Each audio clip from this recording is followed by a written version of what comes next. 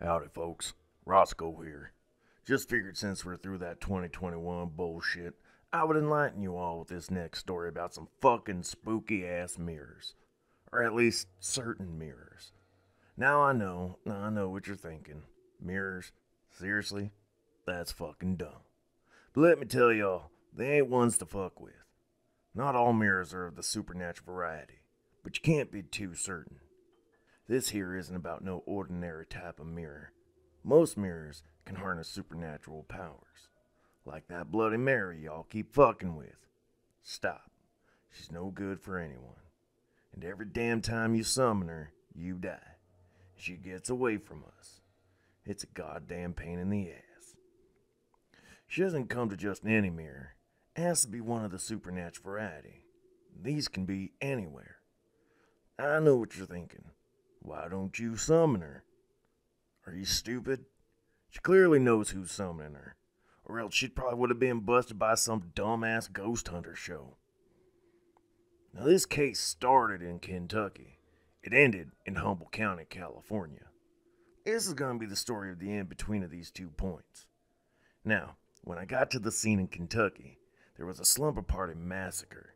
Not that I knew it at the time, that it was Bloody Mary, but my assumption initially was a fang nest, as it was fucked up to look at. Thing is, everyone was dead in the bathroom. Damn kids really suck with makeup, or they are really bad at shaving.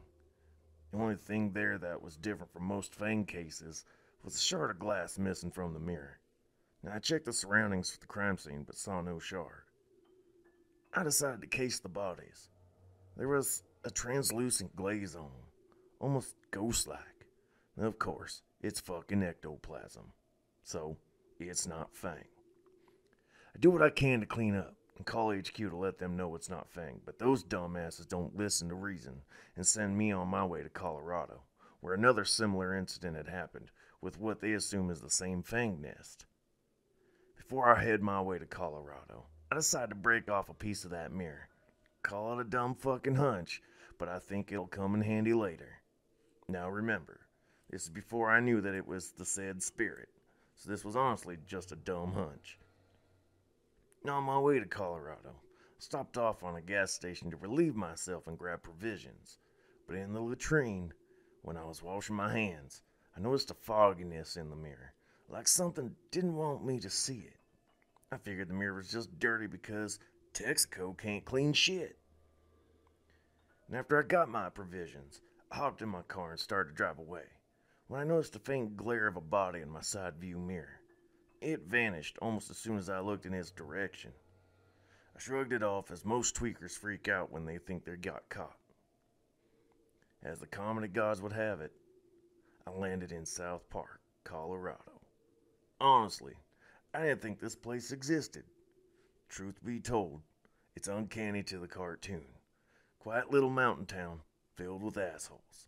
What's not to love? The scene that I was meant to oversee was at a Dorothy Withers house. Apparently, her daughter was also having a sleepover. Now, I'm the type of fella that thinks if it smells like and looks like and tastes like shit, it's probably shit. So I'm thinking the sleepovers are a huge tell on what's happening. What do underage girls do in a sleepover? They talk about boys, they have pillow fights, and they summon ungodly evils. What is the most popular one nationwide? Goddamn Bloody Mary. I case this crime scene and find nothing unusual besides another shard of the mirror missing. What the fuck? Same corner, too. Now I checked the bodies, and just like the previous scene, their eyes were missing. Now, I'm not fancy on a lot of mirror game lore, but I know there's only a handful that cause immediate blindness due to your eyes being ripped out of their sockets, and that's gotta be Bloody Mary. I had to call this one into HQ. I knew this wasn't a finger nest now. I had to let them know that there is a chance Bloody Mary may be real. Now, of course, those dumbasses didn't believe me. Crazy old Roscoe must have had his head hit one too many times. And of course they didn't believe me. Bloody Mary was just a folk tale that kids made up to scare each other. And apparently, there is more lore on the bullshit game than there is on the real ghost. Fan-fucking-tastic. HQ decided to send me to Idaho, Nampa to be exact. Apparently, there was something similar going on there. I had no other option but to oblige and drag my sorry ass towards the west coast. If this was Bloody Mary, she has to be signaling me to go somewhere. But why with bodies? These poor kids didn't deserve this. I make the boring drive to Nampa, and lo and behold, it's a raunchy college town. It would normally be right up my alley, all the sex and alcohol that I could ask for, but no. What I got myself into here was a sorority pledge gone wrong. There's a few survivors, though, that didn't take part in the game. I had to question a few of them to see what exactly happened, and as sure as the sky is blue, they told me it was Bloody fucking Mary. Apparently, they put their pledges through this every year. This was the first time that shit went south. I had her point out any subtle differences in the year's pledge session. Apparently, one of the new girls brought a mirror from home that she did the ritual on. It was an ornate Victorian hand mirror. Obvious supernatural material. I confiscated it and bid her farewell. And I didn't bother checking the other mirrors in the house. This one had some bad vibes on it already. I didn't bother calling into HQ neither. Those jackoffs don't listen to reason anyways. I hopped in my car and got a hotel for the night. Being on this case, I've hardly slept. So I thought it a good idea to get some rest. The next day after I shit showered and shaved, I decided to pull out that old ass mirror and give her a whirl.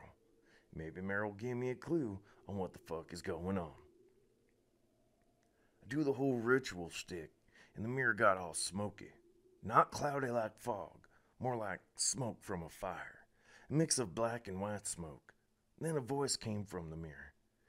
It was faint, but it sounded like a little girl crying and calling out for help. Hold the fuck up.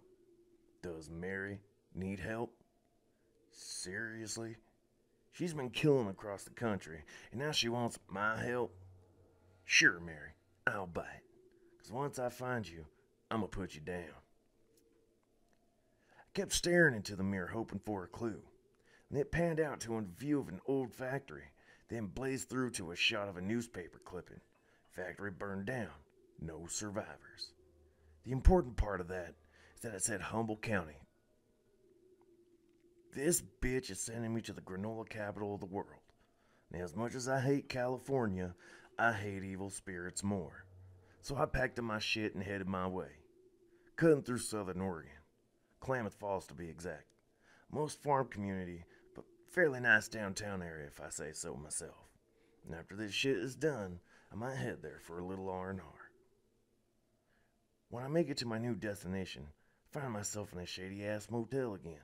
I get bunked in and rest after my travels so I can start my search for the factory in the morning. I go about town asking some of the local librarians about the factory fire and where I could find the remains. Told them I'm working for an editorial of a national paper on worst events in the nation.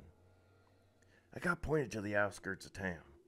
When I arrived, the factory looked like an empty husk of its former self. Charred metal and crumbling concrete is all I saw. I'm not much for urban exploration, and this place looked like it would crush me if I sneezed wrong. But this was where I was directed from that mirror bitch. And as I'm entering the skeletal facility, an eerie chill loomed. Yeah, I'm using the word loomed. Gotta make this sound fancy. Can't be kicking ass and taking names all the time. I gotta make this sound good for y'all. Anyways, when I crossed into the cold void that is the factory, the mirror I kept along me with the shards I collected started to vibrate. Yeah, this is fucking weird, even for me. It makes me wonder if the mirrors I took the shards from were vibrating as well. They shook violently in my pack. I had to pull them out, and once I did, they shattered. I can make a joke about Mary and vibrations, but that would be inappropriate. I'll let you guys do that. Once the shards landed on the ground, they started forming and molding together into a singular mirror. Okay, so, now what? I grabbed this giant mirror disc and I hold it out. Honestly, it reminds me of the disc from Bill and Ted's Bogus Journey. You know, the one where they go to heaven and God sends them to find station. If you haven't seen that one, yeah, it's a classic. Okay, I'm getting off track. I bring that up only to make this point. that it was like a map of the structure, more so an indicator, like the hot and cold game. It would shake harder the closer I walked a certain direction, and I made my way deeper into the factory following the vibrations, until all of a sudden they stopped. Great, it's fucking broken. Or so I thought. I decided to try to summon her again through that mirror, and I caught a glimpse of her through the mirror, but it wasn't a ghost nor a spirit. It was like a flashback. A group of men had taken her from her home and buried her here. Accusations of witchcraft caused this little girl to die. What the fuck? This isn't the witch trials anymore. Didn't look any older than the 1930s at most, so Mary was innocent. How do I explain the bodies? I looked around for a shovel and came across a maintenance section that seemed to be untouched by the fire. I opened up a wall locker and saw old newspaper articles of kids getting sick all across the county. A total of 150 kids died when they finally put blame on her. I found the shovel and I headed back to her grave. I dug up her remains and began to do what any sane person would do at that time. Salt and burn. You've seen the TV shows. That didn't get to happen. When I finished salting the bones, her skeleton took full form and knocked me on my ass. Yeah, innocence lost. Immediately I sprang to my sawed off. No salt rounds this time. All buckshot. But when I went to take aim, she, or it, was gone. Yeah, accusations of witchcraft may have been correct, but now just released a corporeal form to the world. And I'm assuming she's gonna want revenge, and for that, I apologize. I don't know if she can regenerate like those mummy movies, but all I do know is that she is no longer haunting mirrors. Half a win is still a loss in my book. Still looking forward to his day. Nowadays, HQ likes to listen.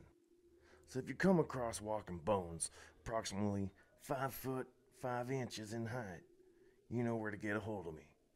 As of right now, I got a call. And as always, tip your waitresses and watch your six. Until next time, ciao.